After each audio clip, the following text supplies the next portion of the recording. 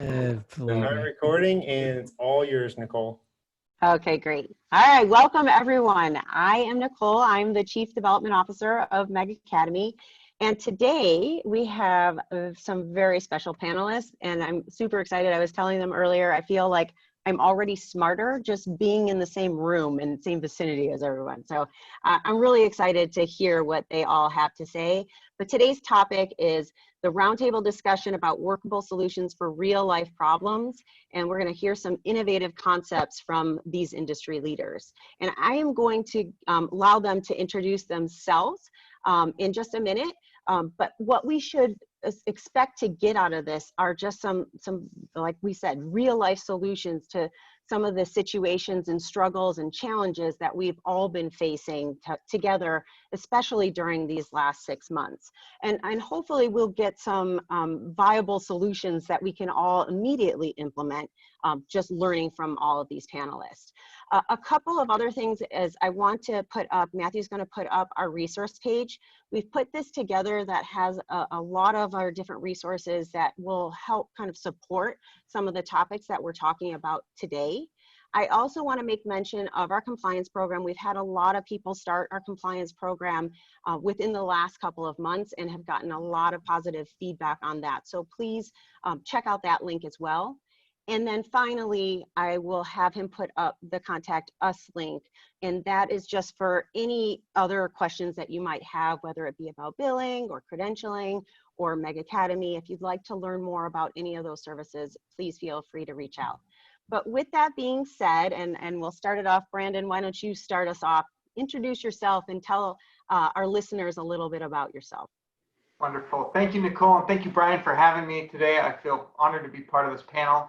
I'm Brandon Seigel. I'm the president of Wellness Works Management Partners. I am actually a business person, and my wife, mother-in-law, brother-in-law are all occupational therapists. And for the last 15 years, I've been helping purpose-driven entrepreneurs unlock success through operations, efficiency, etc. So yeah, I speak around the country, published author, and big believer in really putting care back in healthcare through efficiency and operations. That's awesome. Well said, Brandon. Thank you. Jamey, please introduce yourself. Yeah, so I'm Jamey Schrier. I'm a former private practice owner, and you know, I've always had the just a desire to be in business, kind of follow in the footsteps of my dad. And during this this building of my business, some crazy stuff's happened. We started hiring people, which is always crazy, and then we had a fire. So my place burned down 3.5 years after starting my business. And during that time, I had a chance to reflect on what the heck do I really want? Because I wasn't very happy. I was struggling. And this was many years ago.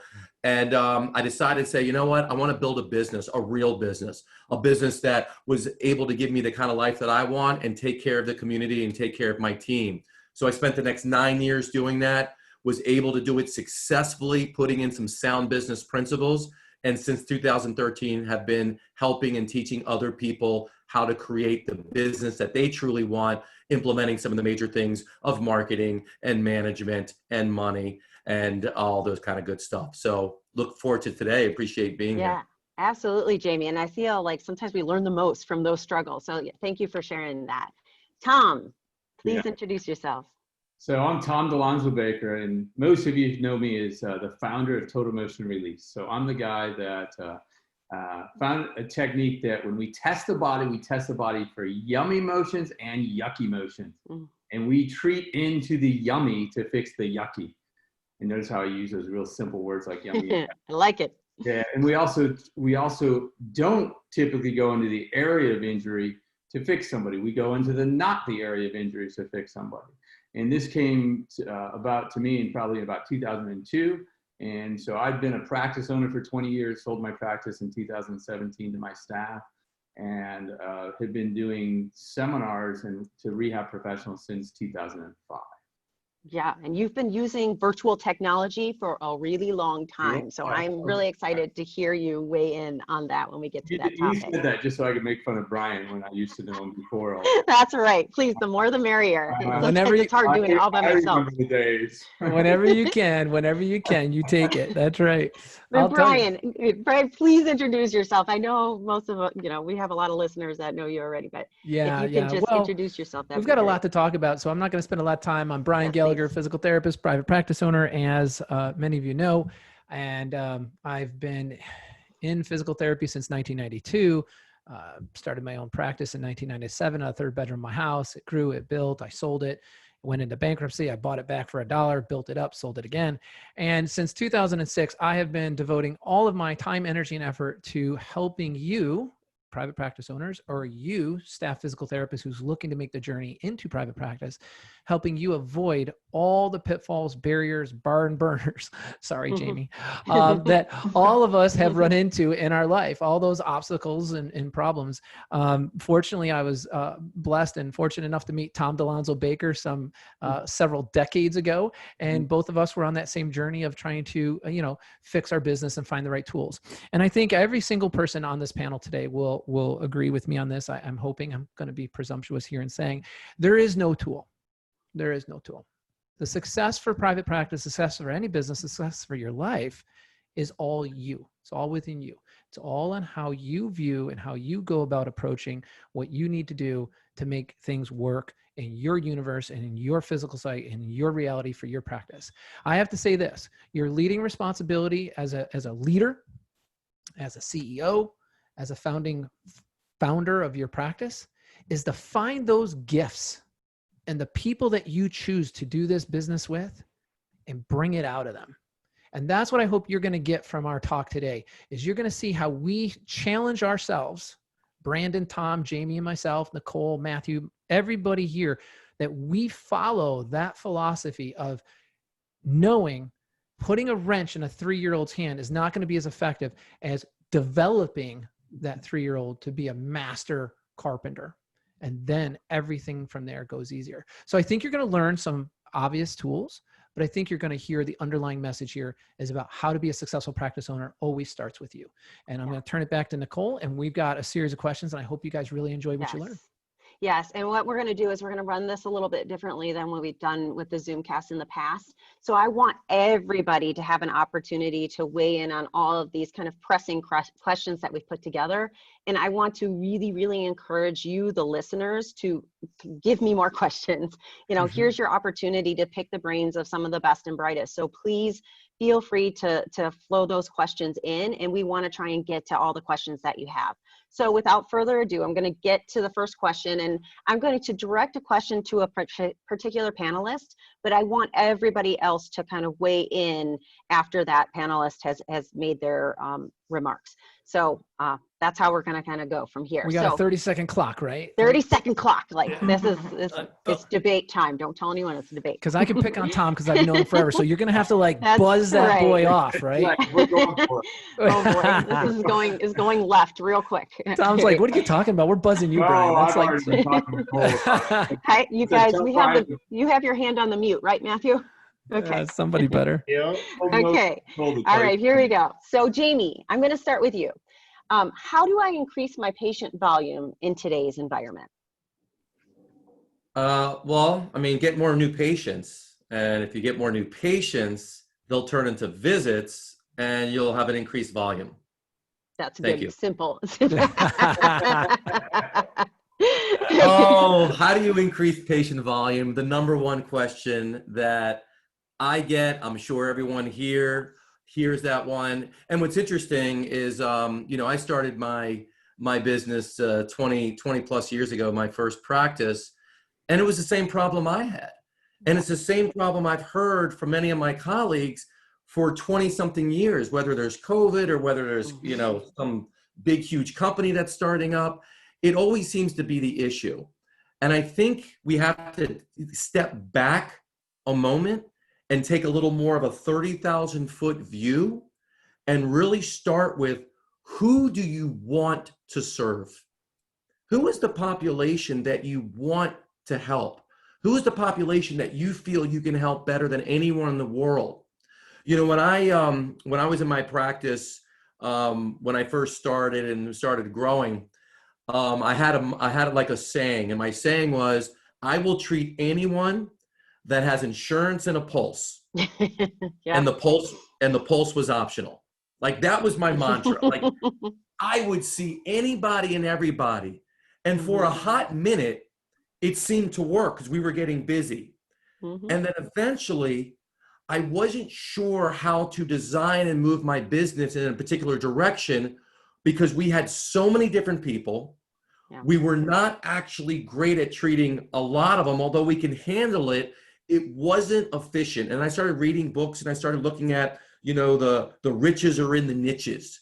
And I started learning that getting clear on who you want and then targeting them, targeting what their fears, what their worries are, what they truly want, is the first step that most, and I do mean most, people just skip because we're too busy trying to just jump in there and say, okay, I need to get patients, I need to get patients. So I think that's a kind of a beginning, way to go with how to start getting your place busy, full of people that you truly and really want, and resisting the urge to be everything for everybody. I get it. So, get your focus. Make sure you get your focus straight. I think that's good advice. Why don't we just go around the horn here? Brandon, go ahead. Why don't we have you weigh in? So I agree with everything Jamey discussed. I think you have to have that outcome in mind. What are you trying to achieve as a practice? And I think sometimes we forget that if we apply what we do clinically into business, a lot of it interrelates. And I think then from there, we have to create that relationship and those communication lines. Communication comes in so many different barriers. We all hear the same stuff, but obviously there's external referral relationships, there's internal referral relationships, and then I think Google My Business has made a huge impact if you do it right in driving traffic to, as long as you have the right messaging and the right outcome that you're going for. Yeah, I totally agree. Tom.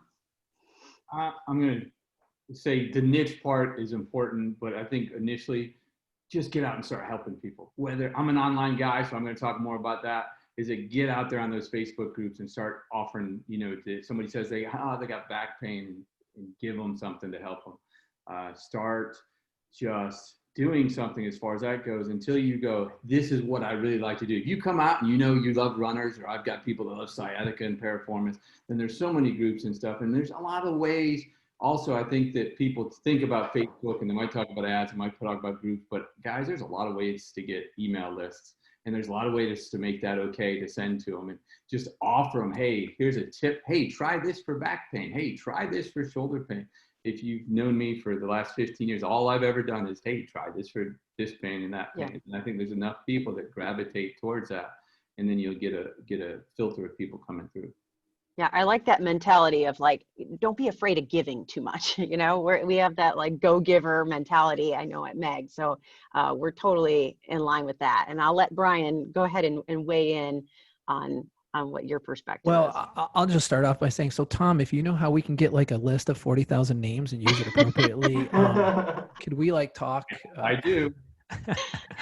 So that's a wonderful thing. I think everybody's saying pretty much the same thing, and Jamey really kicked it off by saying, you know, look, really get sober, you know, really get in tune with your heart and your purpose and what you can do and what you can bring to the table, and stay focused on that patient population that you can bring this greatest value to. And when you do that, you're going to get recognized, you know. And Brandon and Tom are saying, you know, lead off by giving, right? Lead off by offering to help, right? People want to use people that they know, like, and trust. But those of you that are listening, you want to understand, yes, the personal growth side of this thing, that personal passionate vision on how you're going to get more patient volume, but you also want to have some tools. So let me just give you both really quick, and I'm out because, you know, Nicole does not want me talking too much. 15 seconds.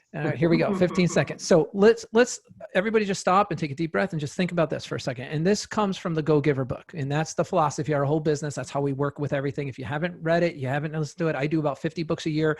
The Go Giver book is absolutely got to be at the top of your list. I've been through it 5 times. And so here's one of the quotes that I want to read to you that I think is just so valuable. Your influence, which is what's important to us, influencing the people in our community, our referral sources, our patients, our staff, and so on. Your influence is determined by how abundantly you place other people's interests first. So your influence is determined by how abundantly you place other people's interests first. If you're known as the practice doing that, and that is your brand, you will have no trouble bringing in more new business. So let me give you some tools, because that's what I said I would do. So get that concept first. Secondly, understand this. There is no way Jamey or Tom or Brandon or myself are going to come and give you a magic wand, and you're going to go out on the street and you're going to tap people in the head and you're going to say, you're a new patient, you're a new patient, you're a new patient, you're a new patient. It doesn't work like that. The way you get more new patients is you focus on the sub-stats, the sub-products of what makes a new patient. What are those? And you need to identify and know for yourself, what are the 64 key statistics for your practice, and what are those sub-stats that drive those lead stats? So if there's a new patient, there are certain things that you can do tool-wise, tool belt-wise, that's going to get you more new patients.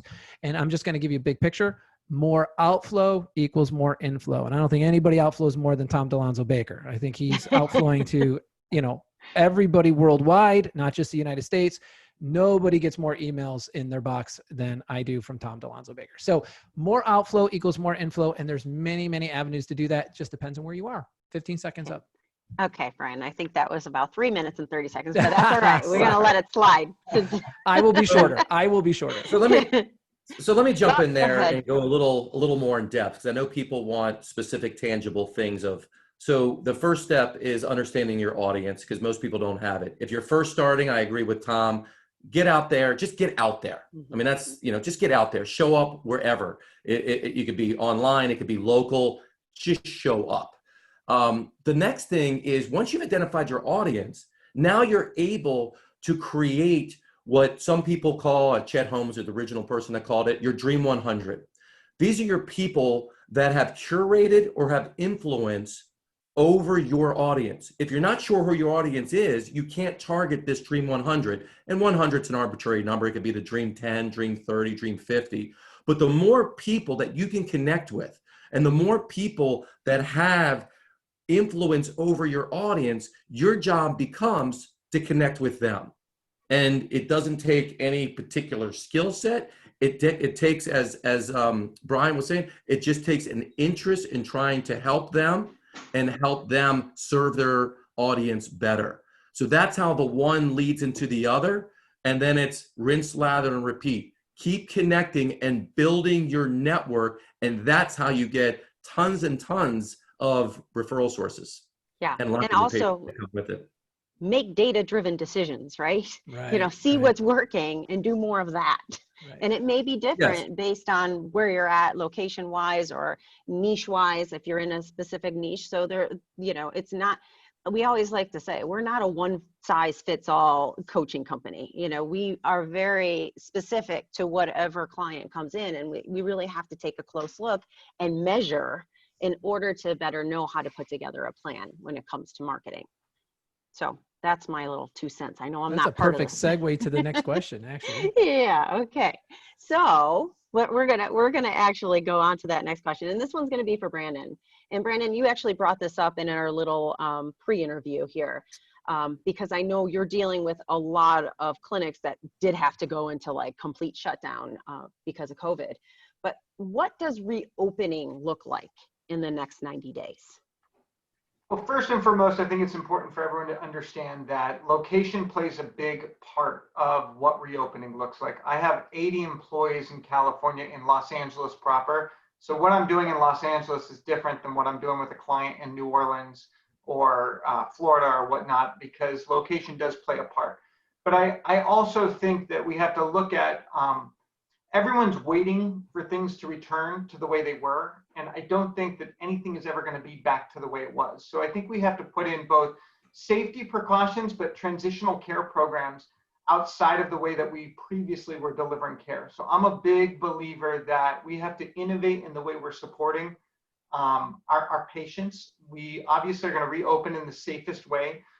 In the next 30 days, I'm going to have 80 employees going into homes because I have an early intervention company in Los Angeles. How I go about that is going to be different than if we were reopening one of Jamey's clinics, let's say. because recognize that I'm going to be taking on more risk going into someone's home than if I am reopening an outpatient clinic in which I have control. I can say, so if I'm reopening a clinic, obviously I'm putting in a full safety manual in which every single employee has to pass credentialing process in my healthcare approach of what do you do, how do you handle it, what are the questions you have to ask, our 24-hour prior to the visit, how we're checking safety. Before they even come into the clinic, I'm checking them. I'm doing, the head scans with the thermometers, everything. I'm taking every single piece of compliance and protection to protect not just my company, but my clients, because everyone I bring in plays a part. What's that social distancing look like? What's our new cancellation policy? Yeah. Cancellation policies might look different. And then also, what happens if they do cancel? Am I able to offer a telehealth visit? Am I able to offer a different? And what policies do I have in place regarding travel, and what happens if someone else gets exposed that they've been connected to? One of the biggest things that I've seen, I have a practice in Austin that's had 16 scares, 16 of them. They've had COVID positive tests. The problem is that every time they hear of, Uncle Sam getting positive or this or that, they want to shut down their entire business again. That's a business killer. We have to be smart. And so we have to really take extra precautions to understand how do we continue to keep the doors open in a safe manner while not overreacting to the environment. Yes. And I think that really is a nice segue into knowing that you're not expected to do this all on your own. Reaching out to people like yourself, or getting a compliance program. I know I mentioned that earlier in our show here. I mean, use those resources, guys. It's going to save you, potentially thousands of dollars in the long run to put a little bit of money forward at here and now to get yourself educated and to get yourself covered from that standpoint. And it is specific state to state. So, I know our program, we work with our compliance specialists who we actually include coaching hours, again, to make it specific to whatever, the client's specific state requirements are. But Brian, I'm going to have you elaborate on that a bit. Yeah, I'm going to be quick. Brandon, you're right. It is regionally specific. I think just generally speaking, what's it going to take for us to get back to normal? I think that's the question that always kicks around in my head. Once we put in the re-engineering, the plexiglass, the get rid of the chairs and, 6-foot spots on the floor and social distancing and all this stuff. Once we get all that in, what's it going to take to go back to the way it was? And for a lot of us, it's unreal. Maybe it's never going to go back. I can't see how it's going to go back. I was in New Jersey, New York. It's unbelievable here. Well, I was on the phone with a group in rural Ohio today, and they were like, I don't know, Brian, it's normal. I'm like, totally normal? It's like it never happened. We've got all our patients in, waiting rooms packed, people coming. We're washing hands. We're, following CDC precautions. But honestly, we're back up to 100%. We're seeing all our patients. I mean, we got a waiting list. We got people coming in. We got new patients that we got to try and find room for. I'm like, that's fantastic. So some of our executive clients have been following, and Matthew, I think, put up the resource tab.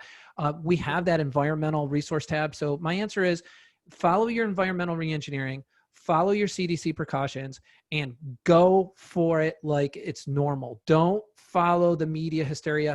Unplug the TV. Please, they're not telling you the real truth. It's awful news every day, all the time. You have to know in common sense, things aren't always roses and unicorns 365 days a year. So it can't be firestorms and mayhem 365 days a year. So be a reasonable thinker for yourself, follow the precautions, do the re-engineering, and do what your patients need done so that everybody feels safe in the environment. I think you'll be fine. I have nothing more to add than that, just depending on where you are in the country. Perfect. Tom. I have nothing to add. I like everything you said. Yay. Good. We'll catch up on it. All right. Yeah, you can just say ditto if you agree. Right. Okay, Jamie, please weigh in. There's a great saying, and the saying is success leaves clues. And a lot of people want to talk about returning to pre-COVID, returning back to normal. But if you look at the statistics and you look at small businesses, and small businesses specifically in healthcare, do you really want to return back to normal? Because the stats show most of those businesses weren't successful by any means and any standards. You weren't making the money that you want. You weren't having the time and freedom that you want. So what exactly are you trying to go back to? The reality is this is a perfect time to relook at your business.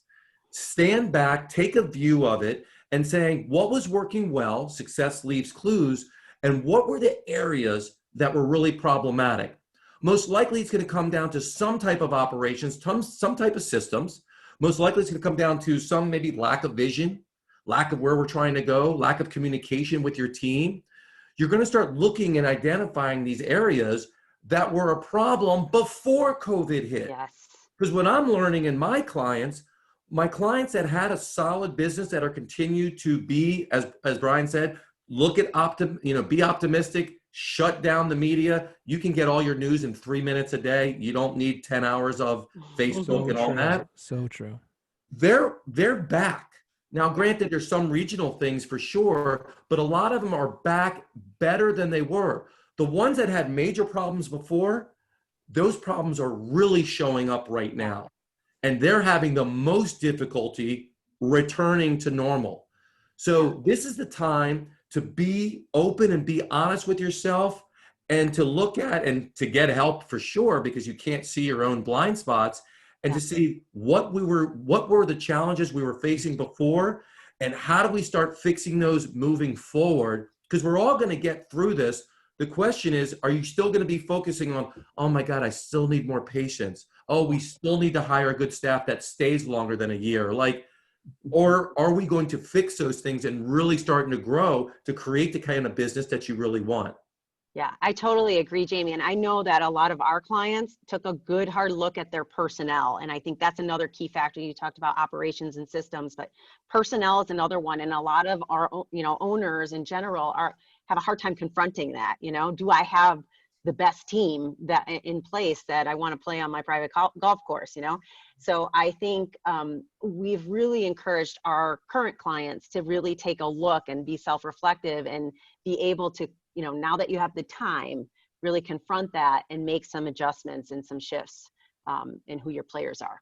So yeah, I think that's very good point. Okay, Brandon, you kind of alluded to this question or part of your answer, but what do we do about that cancellation no-show? Because I know it's a big one for us. We train on it. Like, you need a cancellation no-show policy. How do we do this in a COVID world? So a couple of things. And this kind of goes with the compliance factor. I think you need to have a shared agreement and a shared reality, not just with your patients, but with your staff. What does it look like? What are you buying into? And kind of playing off of what Jamey said, I have several clients that are actually outproducing productivity in COVID than they were before. They've been able to pivot while implementing shared compliance, reality, et cetera. And so, even like setting up something where it's a compliance pact of, hey, your safety, your health is really important. This is how we're going to get you to your goals and your milestones. Sure. And some of that is going to be in person and face to face, and some of that's outside and outside of the clinic at a park or this or that, and some of that will be regular. But I think that what's really important is that we hold a standard of our clinical care, and we don't just roll over because it's COVID and all of a sudden cancellations, we're not going to have cancellation fees and we're not going to have this, and hey, you don't feel like coming out today, I totally get it, you're not feeling right. No, this is our backup plan. If you're not feeling at 100%, this is how we execute. We have to hold the bar, and we have to hold it high. And it's not just for the benefit of the business. It's the benefit of the outcomes. It's the benefit of the patients. It's the benefit of the team. And I want to be very clear that I also am a big believer in creating that same expectation with our staff, because I know staff members are coming up with more excuses than ever. My kids are home and this and that. And it's like, where are your priorities, and how are you proactive in executing the plan based on your priorities? Yeah, I think that's great points there. And I will say, what you alluded to is like thinking outside of the box. We don't have to operate in this box of a clinic where you have to stay inside the four walls. I mean, if COVID has done anything, it's made us be creative as clinicians, you know, and think about what you can do outside and think about what you can do, you know, through telehealth. I mean, and you can even use it as an advantage. Like, I can see an athlete in their environment, you know, doing things that I wouldn't otherwise be able to see within my clinic. So I think we have to really try and remain at cause and look at all the things that are helping us to be better clinicians. So Jamey, go ahead and weigh in on that. I wrote down a couple things here. I absolutely agree with Brandon about agreement. You know, there's something that I've learned that says you want to operate out of agreement, not just expectation. Expectation is you, the owner, telling your staff what you expect of them. But if they don't agree to that, if you don't get into what their questions or what their concerns are, then you'll walk away saying, yep, I told them what to do. They're not doing it. And then all of it becomes this personality problem. It's all a personal issue. And most of the time, it isn't them as people. The problem is there wasn't ever agreement from the very beginning. And this happens with your patients. If you want to increase cancellation rate or increase a percent arrival rate or decrease cancellation rate, then you got to be clear on what they can expect from you, meaning the patient, and what you want to expect from them. When you do that and you get agreement from that, your cancellations will go down immediately. Our clients, their average cancellation is well below 8%, like it's nothing, just by adding that factor in, let alone some of the other things you can do. And you guys, you got to give them the training in order to be able to do that. We can't just expect them to just know. It's so important to provide that training and do some rolling. It starts with this, Nicole. Absolutely. It starts with the owner's mindset first. Yes. The training then becomes a solution, but it starts with that owner changing their way of thinking around it. Absolutely. But being able to confront the fact that, you know, they have to be able to invest in their staff as well to be able to execute. 100%. Yeah. Okay. Tom. So I think we can be at a stronger position we were than before COVID, because now I think that people, again, in being an online guy and about telehealth, you know, you saw everybody, hey, we can't treat telehealth, can't do that. And then COVID hit and it didn't matter anymore, right? They figured it out. And I think that, you know, it's most beneficial if people have a strong person, at least one in their clinic that's willing to do telehealth for multiple reasons. One is somebody cancels, you can say, that's all right, we've got somebody here for telehealth, they can do it. And it either makes them stutter and go, okay, and then you find the real reason why they're canceling, all right? Or you're giving a bigger customer experience. I kind of think of Amazon, a 2-day delivery. You're giving them brick and mortar, you give them a telehealth option, maybe a come to your house option. And so in the long run, that should strengthen the idea of people not canceling or no showing because they have, hey, wait, you mean you can come into my office in front of me and we can do it? But you have to be able to get the success on telehealth. Okay. And when that happens, I think it does open it up. And you know, hey, look, I might be an online guy, but I want to be the first one back there and in the brick and mortar too. But it's going to say, what about the people who can't, right? Or who still are anxious and cautious about it.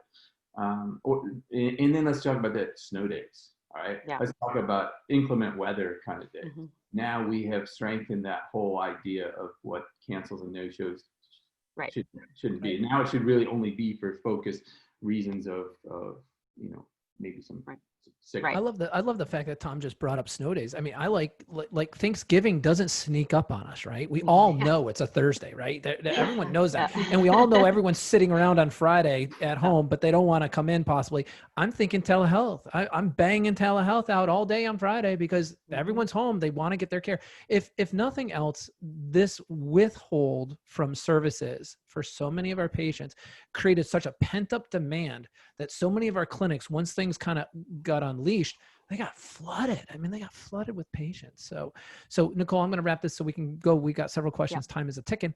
But I'll say, Brandon, you said it right. We have to have agreement between patients and staff. Jamey reinforced that. He pointedly said you cannot manage over disagreement. just doesn't work. And then Tom gave the tool of telehealth as a solution. I'm going to give one scenario here really quick. Here's one of the things I'm going to give you guys a little insight into our training. Here's what we train our public, our patients, right? I'm such a therapist. Our owners across the country on how they can avoid cancellations and no-shows. Train your clinician to do this. The evaluation's done.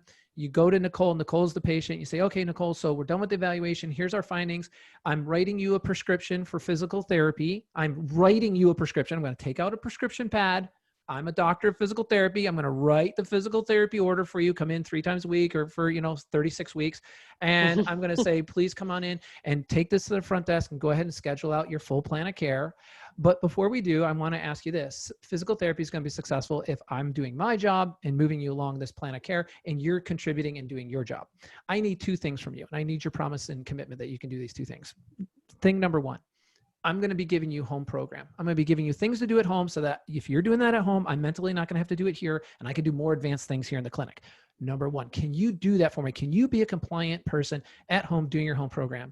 Now, Nicole, you're in Wisconsin with a big barn, a lot of chickens, a lot of hens, a lot of stuff. And, Tom's got chickens too. So you're not alone. So, and he does, I'm not kidding. I mean, he really does. He's got hawks, chickens. I mean, he's got the whole thing. He's every joke I have with you, Nicole, it's real life for Tom. It's actually Tom. It really is. I mean, that's what I'm reflecting back on. But Nicole, you got the whole, the dairy cows and the cheese up there. Can you do your home program when you're at home? Yes or no? You can answer. Yeah, I can. I chase the chickens. All right, good. The second thing you're going to teach your staff to tell their patients, if you really want to reduce your cancellation no-show rate, is you're going to have them tell the patient, the second thing I need you to do is I need you to be here. I need you to come. I need you to come to every single appointment because I'm going to be here waiting for you. And I'm going to be here with a new, innovative, strategic, high-tech program to march you along from one day to the next, 1 week to the next so that we can achieve these goals together. Can you do that for me, Nicole? Absolutely. Then I'm going to extend my hand, literally, and you're going to extend your hand, reach to your camera, and you're literally going to shake my hand. 6 feet away. Yeah. Well, pre-COVID, right? So pre-COVID, that's exactly what we would teach. You literally get a handshake. You literally get that personal agreement. Now, if you're out in Wisconsin, it's like the Midwest, my name, my honor is my name. My name is my reputation, right? Yeah, it's totally. So it's a hat tip or whatever it is. Yeah. But that's my advice. So there's a tool for those of you listening. I wanted to give you a concrete tool that you can teach your therapist, maybe minus the handshake now, unless you got the glove. But you do want to gain agreement in the eval room, in that treatment room, give them that written prescription and march them up to that front desk and schedule out that full plan of care. If you do that, I guarantee you're going to be like Jamey said, you're going to be well under 8% cancellation. Yeah, and you have to make sure your therapists have that mindset. You talked about mindset, Jamey, for the CEO. It's same thing for the therapist. They have to understand, like, that you have to make sure that they understand the importance of that as a therapist, that step cannot be skipped. It's not just the front desk job is what you're saying. It's the therapist job too. Yeah, it's a team effort. Yeah. That's why Brandon was saying it's patients and staff. I'm cutting Brian off. So yes, Please. you can talk. Cut me off. In this day and age, though, there's more that can fall on to us as clinicians and owners, and it's automation. And there's ways to get out an email, a text. Forget the email. Get a text out to them. Say, "How are you after the first visit?" Yes. Yeah. Okay. There are ways. So when we take that responsibility and they see that we're actually checking up on them and they have to respond back, it creates a trust factor that's just unbelievable. So when I still treat people that hurt around me and I still check on them and I say, "Hey, how'd you do after yesterday?" So I was treating somebody with sciatic yesterday. I say, "Hey, how did it go?" And they're just surprised because that's not happening. So right now, when it starts, and I prefer to actually physically do it on my phone. You guys are gonna have to figure out the HIPAA kind of stuff. There's ways for the HIPAA blocks and all that stuff. But at least the initial part can be automated so that when it comes back, it's sitting right there. And if somebody just keeps track of them, that alone is not many have done it prior. You should be doing, I would think it would be a very positive thing to do now. You're so right, Tom. And just get a VPN. Just get a VPN. Put a VPN on your phone on how you're communicating and make it a secure connection. Or, Brian, we just had Vikram on our show not too long ago. Oh, yeah. Oh, that's awesome. An awesome home exercise program, which allows for a two-way dialogue that is actually a HIPAA compliant platform. So PT Wired. Yeah, Can I that's jump awesome. in and Yeah, kind of comment on Tom's comment? Tom brings up a great point because what he's really bringing up is this idea of the patient experience and really Yes. looking at meeting people where they are all the way through their experience with you and checking in after. I mean, who doesn't love their doctor checking in after to see how they're doing? I mean, with all the technology today, it's so easy to do it in whatever fashion, email, Yeah. text, smoke signals, who cares? I mean, Yeah. you're checking in with somebody that's going to reduce cancellations, increase compliance, cause you to increase visits and get those 5-star Google reviews. And then they become a raving fan. They become your marketing source. So Yes. we could talk all day about that, but I just wanted to kind of acknowledge Tom's bringing up a whole nother level here Yes. of focus, which again starts from the top, starts from that owner seeing that we want to deliver the Yeah. best customer experience. And here's the best part. In the healthcare world, the bar is so freaking low. You can do the tiniest things and completely separate yourself from Yeah. anybody else in your area. Very Yeah. true. And it comes down to that quote, people don't care what you know until they know that you care. And I think that's one way to show it. It's the little things that make a big difference. So I'm gonna add one more part, yeah. to this, which Yes. even helps to a deeper degree, is give them some sort of home program on a paper that they have to record down when they've done it and snap a picture and send back to you. Yeah. So how many times do we complain about, they're not doing their homework at home? Do you know when I text them and say, hey, can you shoot, just as I said, can you shoot me you shoot me that picture of Accountability. all of a sudden they go, Yeah. and they're so much more likely to come back to me. So there's two Right. factors. You're not just getting up with them for how they are, which you are, but also then the accountability. Because again, you're trying to hold your staff accountable. Your staff should be holding the patient accountable, and the patient should feel it in a way of Holding themselves accountable. well, yeah, but it's like Jamey said, in a way that they go, hey, nobody does that, right? A doctor that would actually reach out and say, how am I doing afterwards is pretty Sure. Exactly. Great idea. I love that. I always frame it from the objective standpoint, and this is how I get my staff empowered, to say, are you here to treat the patient, or are you here to treat the schedule? And it sounds Yes. funny because a lot of people just want to clock in and treat the schedule. And I'm like, who'd you see today? What'd you do? What's your follow-up? If I started quizzing and saying, what's going on with Jamey and Brian? I know you saw them earlier this week. Like, are you really engaged in the patient experience, or are you just about the schedule? Yeah, Absolutely. We're all in agreement Yeah. there. All right, guys, we're doing good. We're on question 4 of 12. So I'm just kidding, because this is all great information, and I hope you guys are all appreciating this as listeners, because again, you're getting some really good tips and tools here. So moving on, Brian, I'm going to direct this one towards you. Is it still possible to achieve work-life balance as a PT owner in today's environment? Yeah. So I've got for startups. I've got 4 bullet points on this one to share with everybody. And I go along with Jamey, what we're seeing, and Jamey kind of touched on it, and we're seeing the same thing with our clients. Being home for a month or 2 months and not being able to go to work, or not having the ability to resume the normal rat race treadmill at 5.0, people have been able to reflect on, man, it's pretty nice to be with the kids. It's really nice to actually be able to speak to my husband. It's really nice to be able to actually go on a walk or a bike ride, or I don't want to go back to missing dinners and kicking the soccer ball with my kid over their head. And I'm thinking about needing to get 10 new evals next week. I don't want to go back to that thing. I don't want to go back to that life. So if you're talking about, is it still possible to achieve work-life balance as a PT owner in today's environment? I'm saying, is it impossible to achieve work-life? Because it's more difficult for you not to do it now than it ever was before. You should have an easier time doing it. And here's my strategies. Here's my 4 points, so I can yield my time back to Nicole, because she's got to get some time back here. So here's structure. Number 1, structure dictates function. I'm a big believer in that. Big believer in structure dictates function. If you want to make time, if you want to know how to make time in your life, then you need to get better structure. You need to structure your business. Now, we have just redesigned a 5-division organization chart. We used to be 7. We scaled it down to 5. And you need to learn how to break that down into 5 divisions, so that you have people within those divisions working on the goals and products that need to be achieved collectively by the people within that division.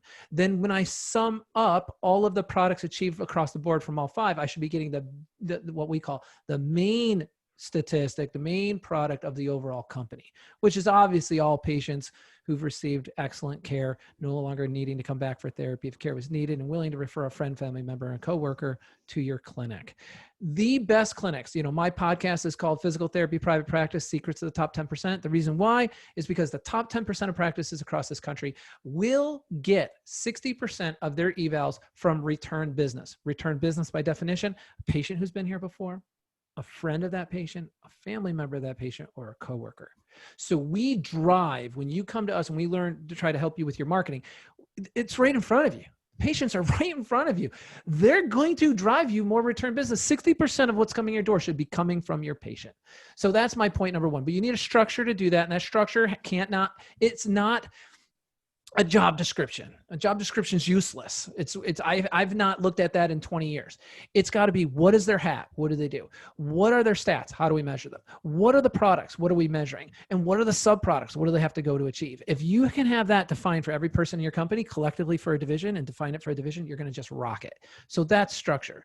Second, I might stop you there, Brian, because we're going to run low on time. I want to hear what everyone has to say on that. Well, let me just say these 3, and then I'm not going to elaborate on them. They're just bullet points. The second thing is, write down this. Write down your daily goals. 97 to 98 or greater % of people will achieve their goals if each and every morning they write down the goals that they want to achieve for that day. Third, make sure that your team around you has a weekly management action plan. This was my question, Nicole. I want to make sure I give the tools. Give a weekly management action plan. Hold everybody accountable to a weekly management action plan. And last, so Nicole can get her time back, find the gifts. I said it earlier. Find the gifts and strengths in others and pull it out of them. Get them to act on it. Create a safe environment where they can take risks and chances. Let them skin their knees. Nicole's had her fair share. I'm gonna make Matthew cue up the Emmy music next time. Do that. So there's some tools for you. That's all. Thank you, Brian. No, that's very well said. Jamey, can you weigh in on that? Yeah, I 100% agree. It's, if you're not in business to create this amazing life using this machine that you're building, what's the point? I mean, anyone can struggle. Anyone could be broke working 80 hours a week just trying to survive. That's easy. We've shown that we can do that really well.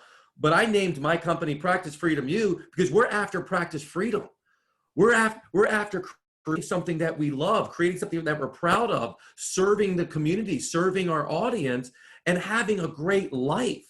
So that should be the goal of everyone. And I always question, why isn't it?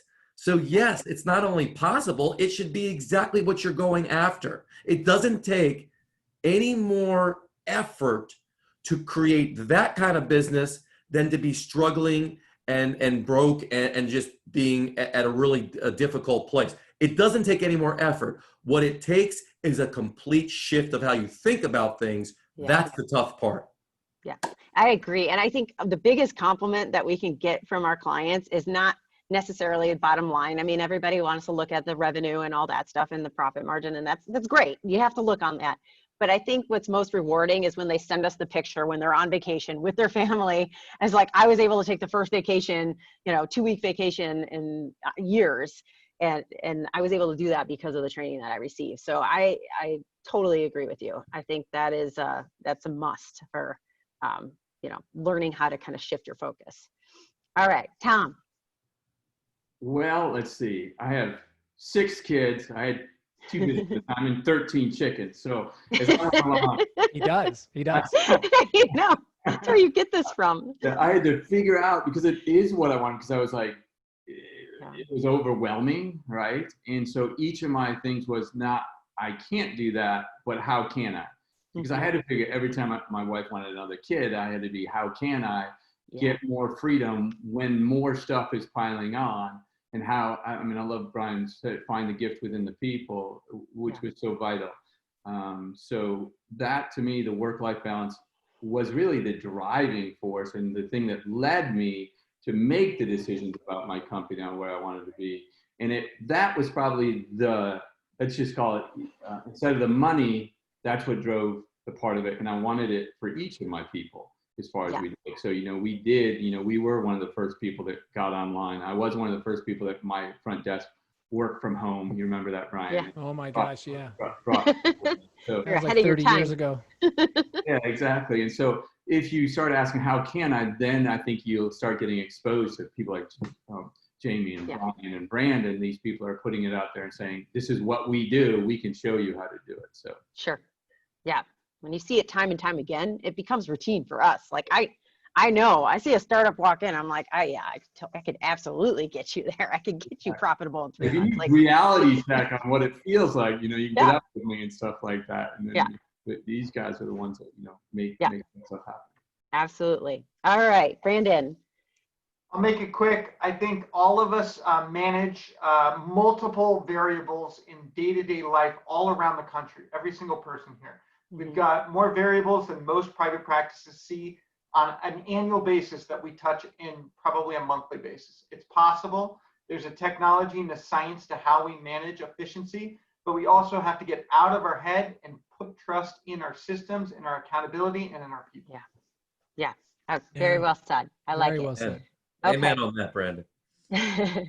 All right, Tom, I'm going to address this one to you because it's on everybody's mind, I'm sure. How do we plan on addressing the effect of the Medicare changes on the horizon? And that, encompasses this 9% proposed, Medicare cut. That should not be mine. It's not. That should not be my question. I'm out of that. It doesn't. You can punt it. You can punt it, Tom. Yeah. Punt. Yeah, go ahead, punt. We'll just Go go. ahead. I give up my time to somebody else. All right, Senator, Brandon, I'm yielding my time. Let's hear from Brandon. So my take on this is we have to do a better job, first and foremost, of looking at our different funding sources and optimizing our delivery method. We also have to look at how we diversify and bring revenue in from different standpoints. We have to, obviously, we can say we need to advocate and everything, but we always focus on what we're the effective versus the cause. And so my feeling is be causative over your bottom line. Pick and choose who you're working with. Pick and choose what payment models you're accepting, how much you're accepting, and the way that your vision is for delivery as it relates to money in versus money out, while staying true to your clinical integrity and vision, etc. Good. Okay, good. Yeah, Brian, you can kind of piggyback on that because I know that's pretty in line with what Brandon we preach on. Brandon and I study the same stuff, brother. Yeah. Look, this 9% cut is a cut in the conversion factor. So this is not like the sequestration where it was a 2% cut in the environment component. It is the conversion factor from 36.909 to 32 point something. So it's going to be a cut. I mean, this is going to be a cut. This is on top of the 50% from the MPPR. This is on top of the 2% sequestration. So a lot of people are all down on Medicare. So I'm going to make this short and just simply say what Brandon said is absolutely true. Find alternate revenue streams. I was just on a walk and talk this morning. I wrote a blog on this exact topic. I have a blog coming out. Maybe Matthew can put up the blog so people can tune into that blog. I dove into this. I did research. I wrote on this. I don't want to ruin the blog, but I am going to end with this. You ought to have 3 income streams. You have to have 3 income verticals. And I mean this to every single soul that's watching this Zoomcast right now. In your personal life, you should find 3 definite revenue streams. I have billing company, I have an education company, and I have commercial real estate. 3 income streams into my household. You should find a way to have 3 income streams into your business. You should find a way to have 3. Nicole sells chickens, she does dairy, and she does Meg business management. 3 verticals is very, very important. And number 2, and I'm going to end here, cash. Cash is king. If you can't find a way to start increasing your cash-based services from 5% of your GI to 10% of your GI to 15 to 20, and you should shoot for 20. 15 to 20 is the sweet spot. I'm telling you, you cannot rely on these insurance companies to pay you anymore. Yeah, and I'll be honest with you. We've had a lot more cash-based only on our lines. We have a lot of cash-based practices. Seeing them be successful. So that's, not for everybody. But jump in on one thing. I always hear private practitioners get upset when I'm pushing cash or this or that. And they're like, well, what about people and insurance and this and that? And my feeling is the more profitable you make your practice, the more you can give back to the community. That's right. Yes. So That's if you right. do it right, why be the effect of Medicare? Why That's not right. have Yes. control and say, I'm going to give more services away? You can always put it Yeah. back in the pot. That's right. That's right. Absolutely. Jamey, I'm sorry. Yeah, Elena. just to kind of jump in there. I mean, 9% Medicare cut. Is anyone on this panel surprised? I go, Yeah, right. you think this is something new? I mean, this stuff has been happening since the dawn of time. We're an expense on their balance sheet, right? Yeah. They're looking at how to reduce our expenses. Now, if you want to stand up and fight it, hey, as a collective group, let's go fight it. But you as an individual therapy owner, you have to start looking at all, like you said, look at other ways to generate revenue, other ways to become and generate income. And that means, again, stepping away and looking at what capability, what thing can I do, can I learn that maybe I don't have or never was taught to bring in this? Because if you can't, and I'm going to say the word sell, I try to avoid it, but I can't avoid it. If you can't persuade somebody to utilize your services and pay out of pocket for that, like they do massage, like they do all these yoga and CrossFit, then you got a bigger problem than the 9% Medicare cut. Yeah. So you have to look at those types of things and look at what other capabilities and what other types of things that you can provide to the public and learn how to do to create a more sustainable business. Can I get some now that Brian brought up cash and stuff, and now I can forget about Now you're good. So let me give you some granular. I'm just going to make Tom feel a little bit more at home here. Hang on a second. I'm going to give him brother. Here we go. Since he mentioned that. Okay, so go ahead, Tom. Just continue. So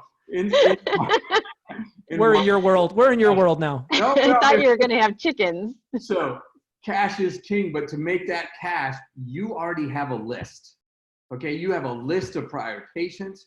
And let me just give you simple things that you can use from the people, the gifted people that you have. What if they love runners and they do a running webinar? Now, a lot of times people are doing a web class to draw people in thinking, hey, it's to do new patients. But you know what? I have something that we come through and they do a continuing ed, right? Because we got that because of what I do. But many of them buy to get the 3 forms that I use. Okay, so think of the thing that you'll have the presentation, and then as they come in, you can have just a simple landing page that says, hey, if you'd like to use what we're going to use during the presentation, it's $20. Or if you have a book that you wrote or something. And so as you begin to know about online kind of stuff, you can just be sending an email once a week. You can say, hey, did you know that we had laser? And you can show a video of a person getting better doing laser that couldn't do this. They did laser and all of a sudden they do it. There's so many cool ways to bring cash in that, you know, as far as the persuasion goes, just by sending something out and showing, repurpose what you guys already know out there, which is exactly really fun. And we've talked about those like market differentiators, you know, like the newbie, eSTEM and laser, you know, we've had a couple of those panelists before. So we've had people had tremendous success implementing that in 20 years, and you have a list that's 20,000 people. Yes. They do nothing with it, which is just like, from a marketing perspective, is like insane, right? There's your outflow right there. Even if you go, well, I haven't gone up with them. Well, there's ways to scan people's emails to see if they're still valid. There's ways to see if people's cell phones are actually cell phones or landlines. There's a lot of neat ways to get back in touch with those people. And don't think they don't like you. If you help them once, I don't care whether it's 10 or 20 years ago. Oh yeah, absolutely. Right. Especially as we age, more problems. Yeah. So what are you saying? That wasn't directed at you. You got to watch her, Tom. Self-reflective. I'm thank God it's getting spread around. It's not just me. Okay. I want to kind of shift our attention because I know COVID has caused us to look at like compensation packages that we put together for our staff. I know we've gotten a lot of interest in alternative compensation strategies recently from our clients. So Brian, I'd like to pose this question to you. How can I offer a viable compensation strategy? It's got to be a pay for performance. It's got to be pay for performance. That's the core of it. It has to encompass efficiency, productivity, and quality. Most shared risk models and most compensation packages that I see out there, they lack one of those three components. It took Nicole and I 5 months to sit down and rewrite a shared risk model that we're happy to put out and share for clients. And we looked at all those shared risk models that were in existence, and we found holes in all of them. And we worked diligently to shore them up. And the challenge with that was, it really wasn't hard for us, Nicole, to really figure out like the solution of it. What was hard was, how do we do it in a logistical way that was time effective and efficient for the owner to run, manage, and maintain? That was where the challenge was. We knew what efficiency we wanted. We knew what productivity was. We knew the quality markers. How do we do it in an automated, Tom's world, automated world system that was effortless for the owner? So that's my answer to that question. That's how you can do it. You really have to have a viable system that is pay for performance across the board. Stop exchanging time for money. Stop exchanging time for money. That is not a healthy business model. Yeah, agreed. Jamey. Yeah, I mean, I agree. I wouldn't go maybe to the point that it absolutely has to be. I think ideally that would be great if you had if you believed in that. Because I think you need to communicate with our clients. Some have moved over to that, and some are successful not doing that model, and doing the salary model still.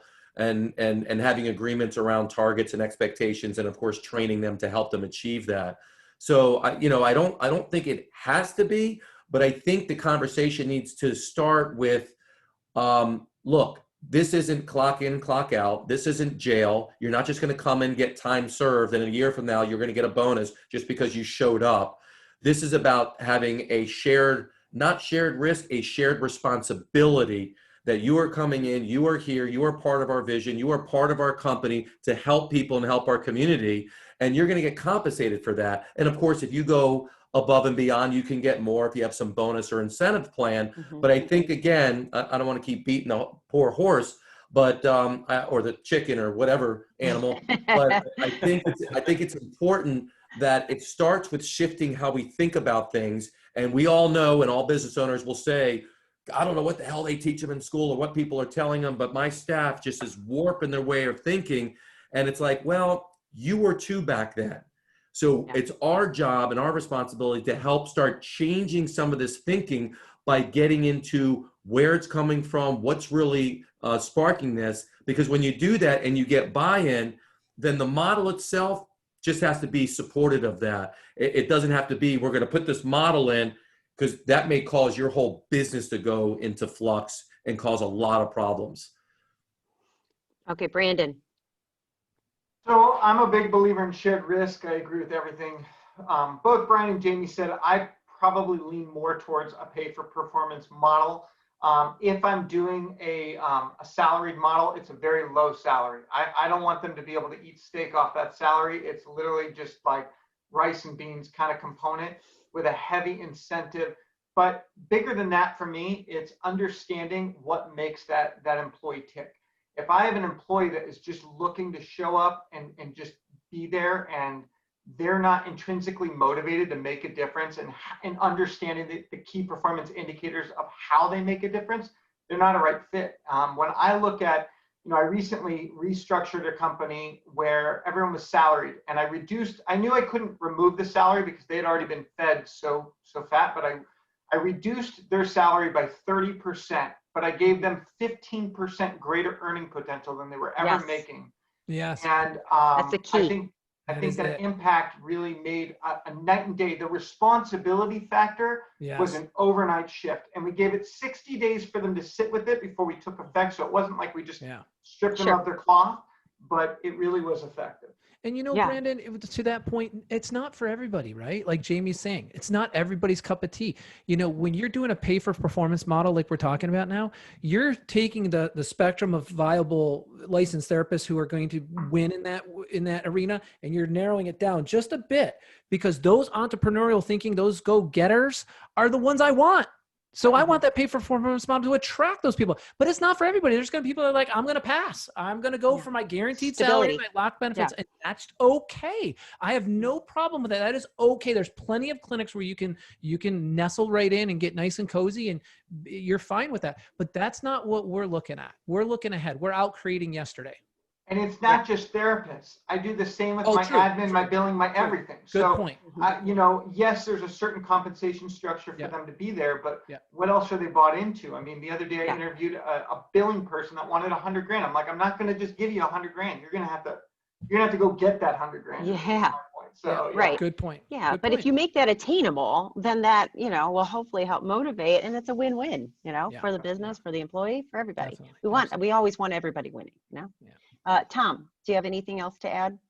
Well, I was that person that went 100% commission with my staff, and it took, Wow. I had to do that 60-day kind of thing to show them, and they were the ones that ended up buying my clinic one day. But on top of it, let's just take, after a while said, hey, I really like this, and I don't want to do other businesses unless those who partner with me are willing to do the same thing. And I remember my guy who does my admin for a total motion release, and I gave him a percent of the company, right? And I said, that's going to be your pay. And he multiplied my business by 3. Wow. That's awesome. That's awesome. And you can easily, and Tom, you can easily do that with shadow stock, right? You don't have to go to lawyers and restructure the whole thing. You can actually do that with shadow stock, and it can be transferred into real stock or real shares or membership interest. There's a lot of ways to do that for those of you that are listening. It's not that daunting of a task. Yeah. So when I bring people on now, I look for that. But I don't even try to I try to think of somebody who I may want to hire and say, how can they work for me and actually make, well, there's that ratio of 4 or 5 to 1. Where can I bring them in and show them that in this short a period of time, maybe I'll start them with a very low salary, right? And then I'll say, but I need you to make 4 times that in whatever you continue to build and make. And what it is, I always look for things that I know there's routines, and if they just rinse and repeat. Somebody said was That's Jamey. Jamey's got the freeze. Yeah, and so if you do that and you just keep consistent with that routine, you should be able to expand your income and thereby the company. So Yeah. Yes. I mean, let's face it, there's not a single person on this panel that doesn't want to see the people that come to work every single day flourish and prosper. I mean, Right. that's what we want. Yeah. I don't want one over on anybody. I want everybody to flourish and prosper. I just got to create that playing field. Right. And I think this question kind of goes nicely into this and this one's for Brandon. How do I sell a shared risk model to a young therapist, let's say, because, that's a tough gig, I think first and foremost is identifying, are they playing a short-term game or a long-term game? What are their objectives? And so to me, if I know what they're trying to achieve and I know their objectives, call me a salesperson, but I can usually sell them on it if they're the right fit, because I'll bet on you if you bet on you. Let's both bet on you. And this is if you're looking for just that easy, safe route, I usually I'll stop. I actually handle the money before I interview on a clinical standpoint. And that's what's so shocking to most private practice owners when I'm working with them. I'm like, let's get all the elephants out of the room first. Let's get everything that possibly won't work out of the room so that we can just explore the enjoy. So if we get that baseline agreement on, hey, this is the way it's structured, this is what your upside is, this is how we each are taking a risk on you, and this is what I'm going to do to invest in you to make this a reality. This is my responsibility for you to hit this. It's very rare if I have that right person that it does not go right. That's good. And what I'm going to do is, in the interest of time, because we're over our hour right now, I'm going to go through each question and we'll just have the person that it's directed to answer. If you have something that you really want to say, please chime in, but we'll just have one person answer each question just so we can get through the rest of them, if everyone's okay with that. And we just have a few more here. So this one is going to be directed at Jamey. How do I still have a lucrative business with various obstacles that exist? And this question stems from, I think you said it best when we were in our little interview, where it's the same problems, it's just a different villain. And I liked how you said that. So maybe you can kind of expound upon that and share with our listeners what you mean So by that. repeat the question again. I want to make sure So how do I still have a lucrative business with the various obstacles that exist? So like COVID and, big corporations and, things of that nature, like the Medicare cut. And, yeah, I can be pretty quick here. I mean, look, it always starts with you. It always starts with you as the owner. How do you think about your business? How do you look at problems in your business? Do you have an abundance mindset or a scarcity mindset? What are the deeper fears and worries that you have as a business owner? Because that's going to come into your business. Brandon brought up a good point about the shared risk model. A lot of my clients, they share all these fears around that. They're not going to do that model. And that model could be a great model for them. But if they don't address their own stuff, their own demons, their own stories or narratives, then nothing's really going to change. So, we started at the beginning of this. Everything that we talk about starts with you. It's one of my favorite songs, Michael Jackson, Man in the Mirror, Woman in the Mirror, whatever. Don't make me start singing it. Don't make me start.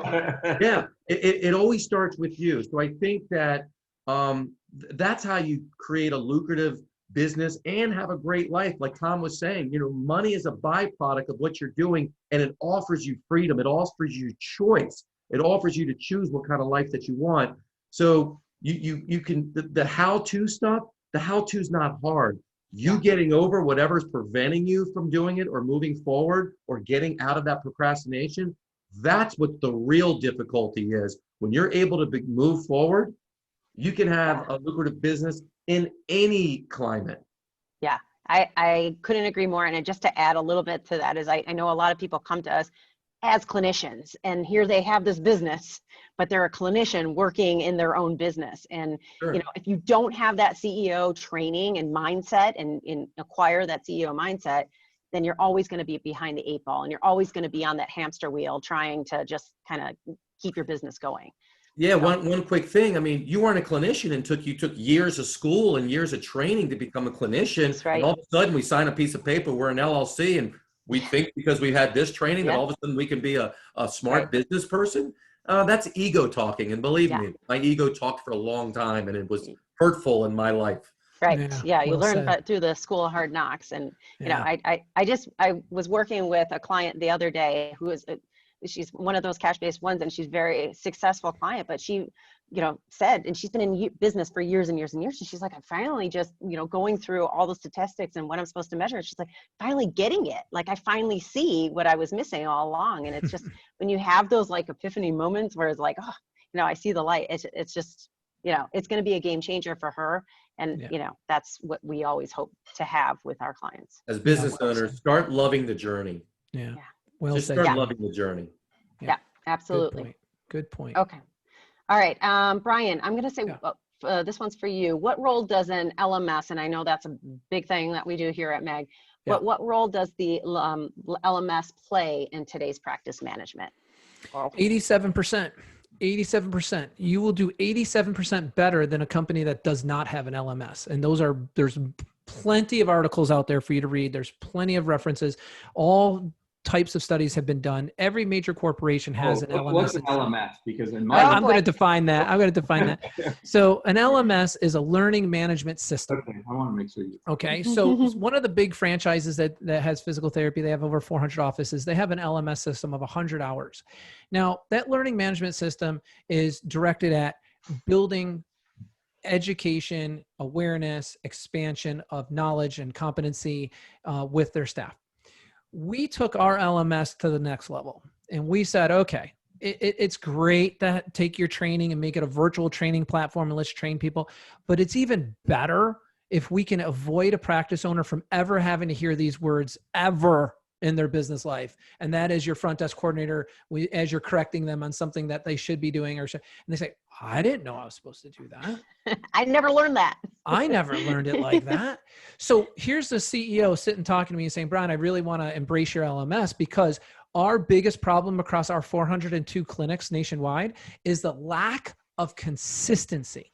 Not that we didn't build an LMS and we could educate them on what to do, but even though we're showing them what to do, we're lacking the consistency. And I said, because you're teaching and you're not training.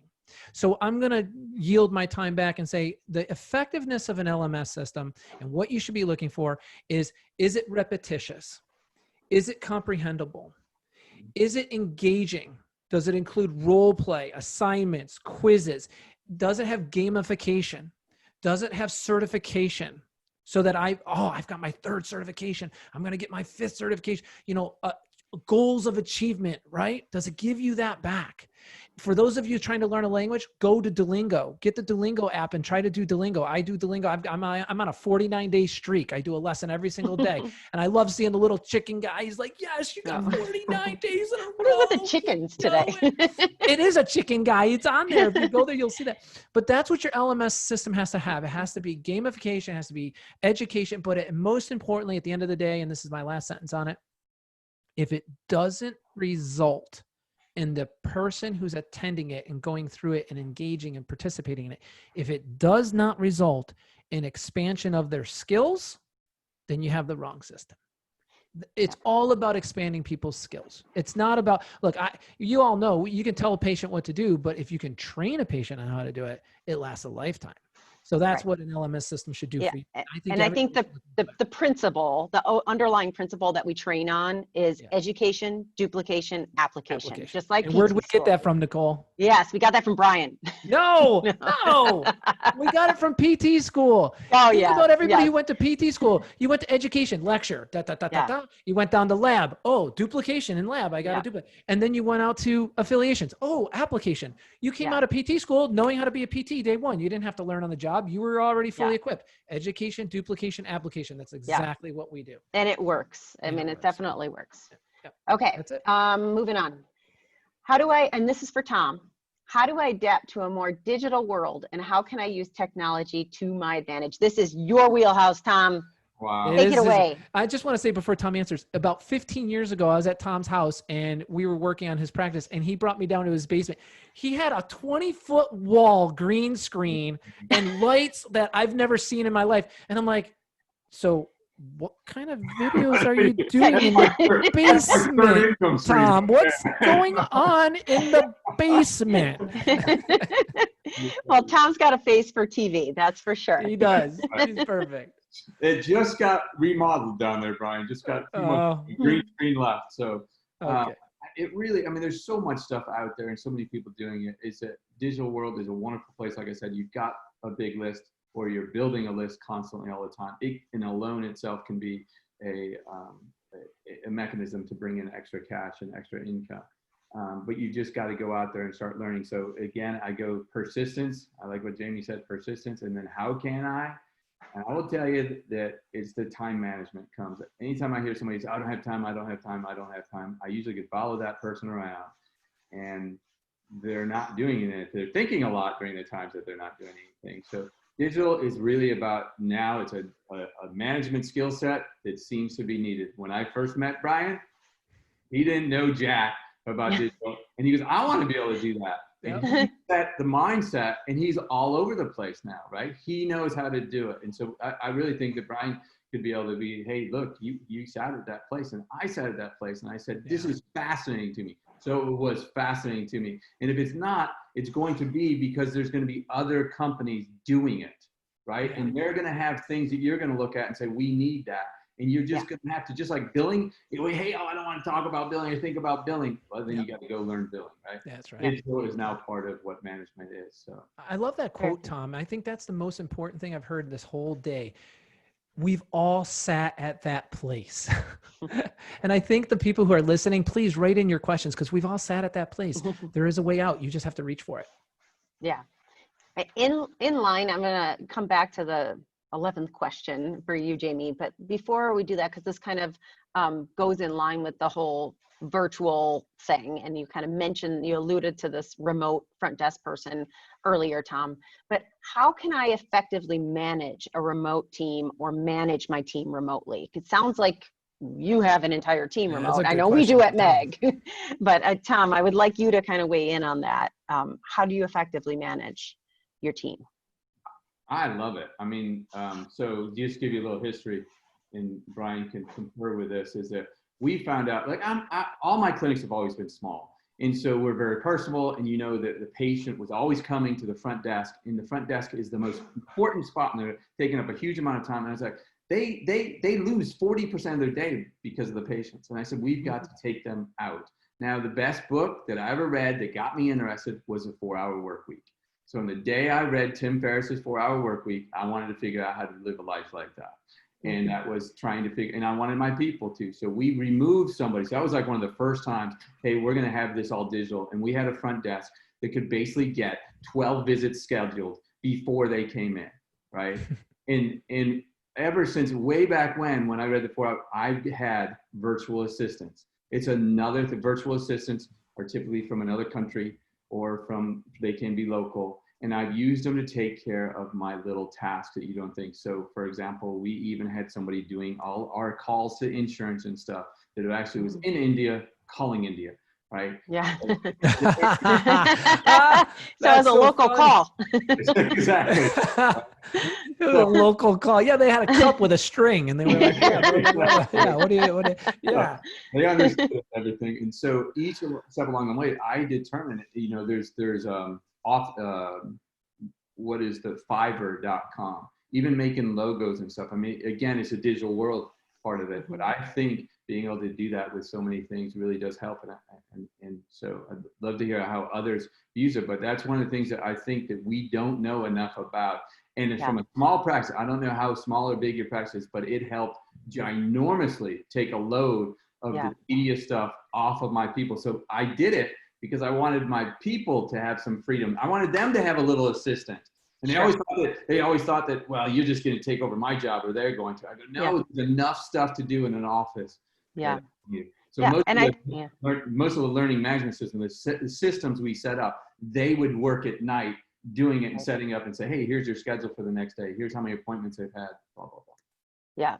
No, and I think, Brian, you always say we only have so many like mental attention units to be placed on like creativity. And if you're spread so thin trying to do everything without outsourcing anything or, getting the help that you need, then you just become depleted and you'll get stagnant and you'll plateau. So, all of these suggestions, guys, is just to make you grow and get better so that you can focus on the things that you really need to as a CEO.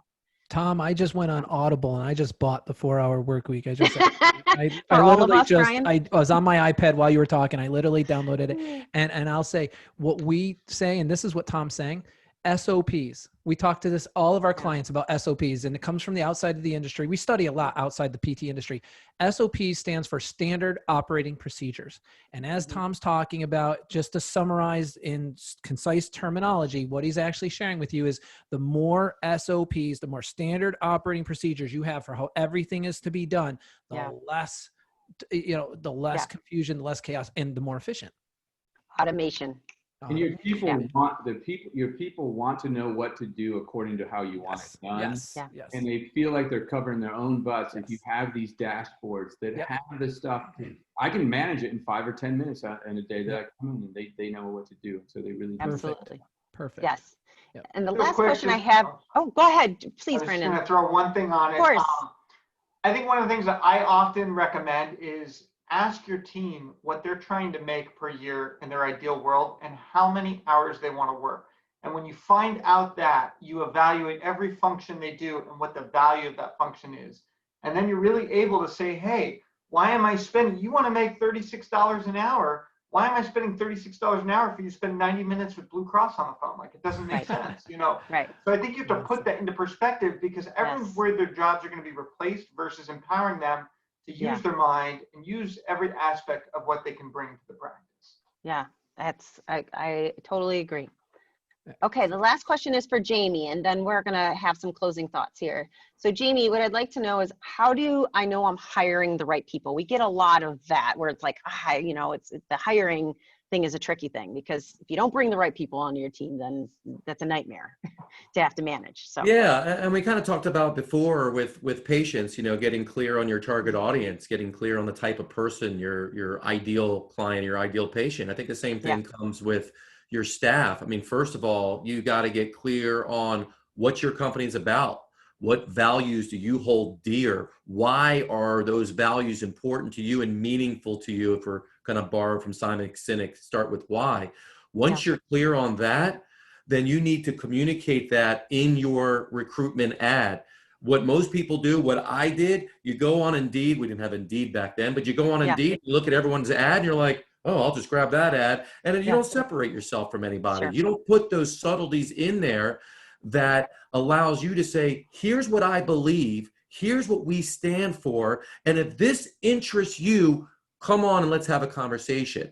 Right. And then that goes right into the interview process and then right into the hiring and onboarding. So I think that's where it starts. I think most of the challenges that people have aside from that is, and Brian alluded to this, people do not have a training program. If I hear one more time, hey, Jamey, I just hired a rock star. I'm like, oh my God, stop with the rock stars. Hired someone with a passion for playing the guitar, and you train them into being a rock star, but you're a rock star, not a rock star in another band, not someone that learned this somewhere else, because that rock star stuff, that fades away. Yeah. So coachable trumps, experience all day long. If you're a coachable person, then man, that's going to trump your, however many years of experience you have doing whatever skill all day. And back to SOPs, I mean, we have something called the right fit hire. The SOPs, so many people that I hear, unfortunately, don't have any particular way to hire. All they're doing is, oh my God, we need to hire, and then react. They react, they do it, and they hope they hire the rock star because they're so darn busy because they have no time mastery skills. So get a process in place, even if you're doing it for the first time or if you're just doing it again. Just start capturing what you're doing. Capture the characteristics of someone that you do have in your place. What are those characteristics? We have a saying, you hire for character, you train for skill. The character of who they are and whether that resonates with you and your practice is so much more important than the skills they have, because you can teach skill. Absolutely. You can't teach who they are. Absolutely. And I couldn't agree more. I mean, we have a 5-phase hiring process that we definitely follow. So whatever that process is, I have to refine that and make sure you're implementing that so it's consistent every time. So yeah, absolutely. Could not agree more. Okay. So you guys, I so appreciate you coming today. This has been a lot of fun.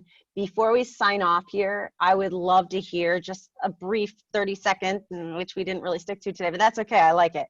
But a brief little closing thought, Brian, 30 seconds. I'm going to yield my time back to the panel. That we could share with our listeners just in closing. All right, so today. I'm just gonna give 2 concepts as a CEO level concepts. Number 1, be willing to experience anything. That's the first concept I want you to walk away with. That which you're unwilling to experience, you will attract. So those are my comments. As a CEO, be willing to experience anything. If you're unwilling to experience something, you will simply attract it. And that will be the challenges you will be facing to yourself. If you're a greedy person, you're going to have a greedy business and you're going to have greedy staff. So that's the idea. Again, I think everybody on this panel understands tools follow your nature. So work on you and then trickle it down to surround yourself with the best and the brightest. Your success in business has everything to do with who you surround yourself with. I mean, just look at Nicole. That she's an example of all of my staff and how we all work together. They're all just like her. Everybody says, how do I buy a Nicole? I'm like, I don't know. Wisconsin only has 5 people in the whole state. I'm not really sure. That's my answer. I am from Madison, guys, not up north. So you know. Yeah. Okay. And Brandon, my fellow Madisonian, you can tell Brian it's not all chickens. I can tell Brian that I had no clue he had an employee in Wisconsin until literally after I moved. You know, he lived maybe 15 minutes from me, Brian. Did you know that? No, I thought he was still in Texas. No, I've been all over. I'm now in Florida. I was in Texas. Moved, I keep moving around the country. But recently. I think the biggest thing that I want to kind of relay, and it kind of goes along with the last question and what Jamey was saying was, when we're hiring people, we have to really evaluate their self-awareness, because we focus on rock stars and this and that. And the problem is we become rock stars. Rock stars aren't born, we become them. But if people don't understand where they have improvement and where they can grow and what they need, even, I think what Brian's doing and Nicole and Tom and Jamey and all of us are all about growth. But how do you grow? You have to have perspective.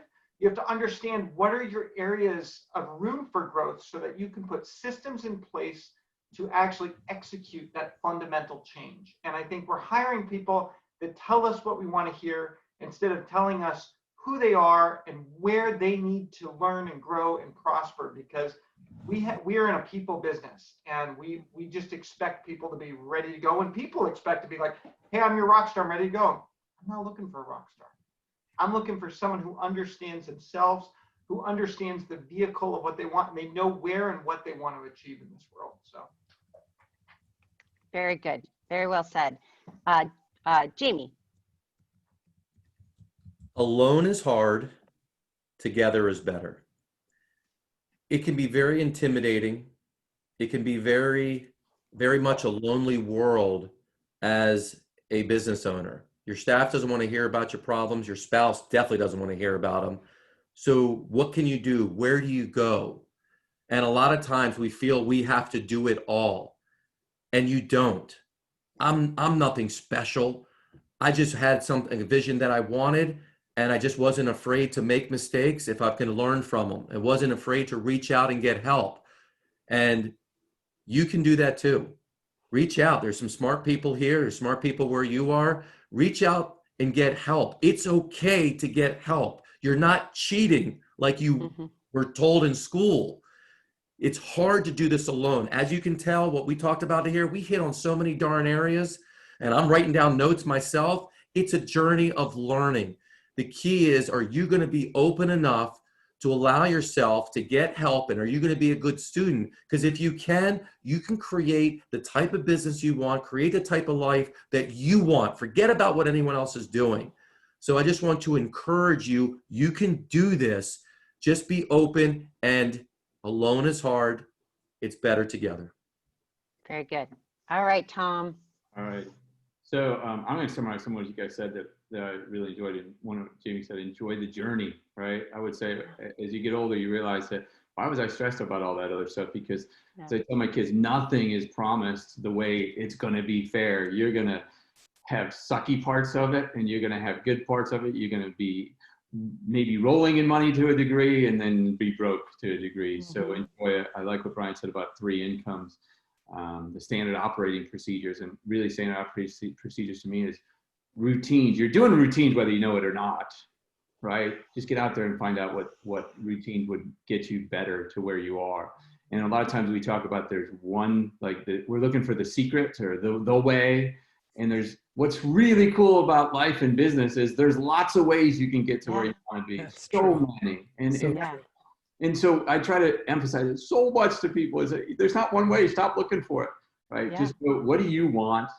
Go do it, and keep on. And there's no, when we say, what do you want? It makes it sound like it's this thing right here, as if it's not an evolving flower that's always changing, constantly changing, and only consistently changes. So along the way, we've been and done, and so is the person I would say that's what. Yeah. There's a lot of opportunities out there still, and enjoy it. I mean, like, so if you do, like, if you're enjoying the journey, then you can stay excited. Yeah, and align yourself with people you vibe with. I feel like, it's doesn't have to be so like trudging through and COVID and all that. Like, we have fun and we laugh, and that's good. That's part of it. I mean, that's important in order to stay engaged in what you're doing. And our obvious, of course, our purpose is to help more people. But if you can attracts like, if you're a fun person to kind of hang with and be around, then that makes work a lot more enjoyable, and it doesn't feel so much like work. So I know that's kind of one of the key elements that we share here at Meg, and it's really fun group of people that we work with. So that is pretty much sums everything up. Again, I want to say a big thank you to all of you guys for sharing all of that information with everybody. And please continue to stay in touch. And if there's any other questions that you guys have that you're listening, feel free to email in or, call in on our, fill out our form or contact us form. If you have any other questions, we can get you to the right people. We're happy to do that. So we will not be having a Zoom cast next month because Brian will be speaking a sponsor session at PPS. So please stay tuned for more information on that. And we will revisit again back in November. So thank you all and have a great day. Thanks, Thank guys. you, everybody. All right. Bye, guys. Thank you. Thank you.